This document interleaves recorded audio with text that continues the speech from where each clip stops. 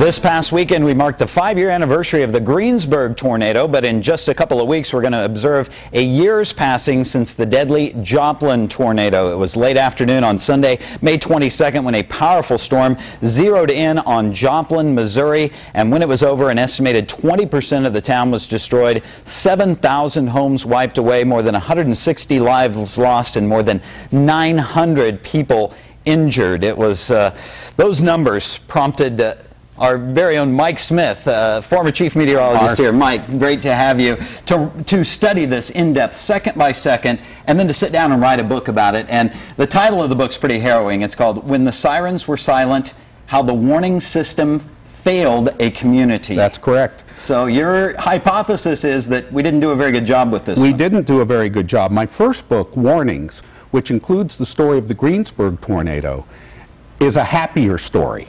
And it talks about how many lives were saved, and that's why Saturday Greensburg was able to have a celebration. We saved over 200 lives in Greensburg with the great warnings. But unfortunately, everything that could go wrong in Joplin went wrong. What went wrong first? All right, the first thing was the tornado was invisible. It was completely wrapped in rain. Even though it was 5:45 on a Sunday afternoon in May, you could not see the tornado. It was invisible. So people drove right into it. People literally drove right into it. A number of people, very smart people, including the superintendent of schools of Joplin, drove right into the tornado because it didn't look like a tornado. Wow. So that made the people completely dependent on the warning system. There was no way they could save their own lives. Well, what happened was, due to a system that had been worked out in 1973, they sounded the sirens all the time for severe thunderstorm warnings, for tornado warnings. The people in Joplin were not used to watching the weather for themselves because they assumed that if it was a severe thunderstorm, if it was a tornado, the siren was going to go off. Well, the sirens were sounded for a warning north of Joplin. Well, then, just 3 minutes after the sirens went off, a warning was issued for Joplin, and the decision was made that since the sirens had just been turned off, we're not going to turn them on again. So the people in Joplin had no way of knowing that they had transitioned from relative safety to mortal danger. Then secondly, the National Weather Service in Springfield kept saying the tornado was going to go north of Joplin. 3 times they said the tornado was going northeast and that it was going to miss Joplin. So the people who happened to be watching radio and television kept hearing that even though there's a tornado warning, it's going to go to our north. And not being able to see the tornado, there was no contrary information. And then the last thing is, Joplin is a very small market, and it was on the weekend.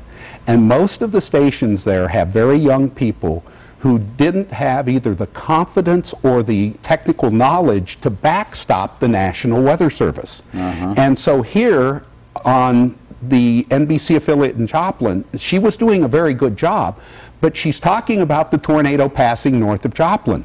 Well, the engineer is suspicious. He punches up the tower camera because you can see this dark wedge-type tornado and power flashes, and she starts looking at it and doesn't even realize what she's seeing because she's conditioned to think the tornado is going to go to the north. Well, finally, she recognizes it, starts telling people to take cover, but the other radio and TV stations didn't have a tower camera, and they kept broadcasting the tornado was going to go north of Joplin. And by then it was already doing EF4 damage. It was already doing EF4 damage, and it did EF5 damage in the city.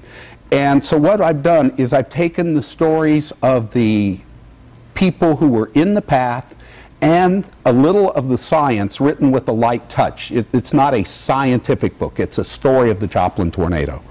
And then I talk about how you can save your own life. And I've even put in here safety rules that can be lifted out. They're on hard cardboard for the latest safety rules for home, school, and office. So you could take one to your child's principal to make sure they're using the latest version of the safety rules. Great idea. And if you'd like to pick up Mike's book, he will be appearing and signing copies of When the Sirens Were Silent coming up on Thursday. Yes. Correct? The event will be at Watermark Books and Cafe at 4701 East Douglas. He's going to be on hand from 7 until 8:30, and I understand you're going to have some Joplin survivors there with you as well. Two survivors of the Joplin tornado, Denise Neal and Jamie Green, will be there with me. me telling their stories, so it should be a rather impactful, interesting evening. A harrowing book. Thank you so much, Thank Mike, for Mark. being here, and I hope everyone buys the book and reads it, because we've got to prevent this from ever happening And again. that's the whole reason for writing the book. Exactly. Thank you so much. And we'll be right back with more news.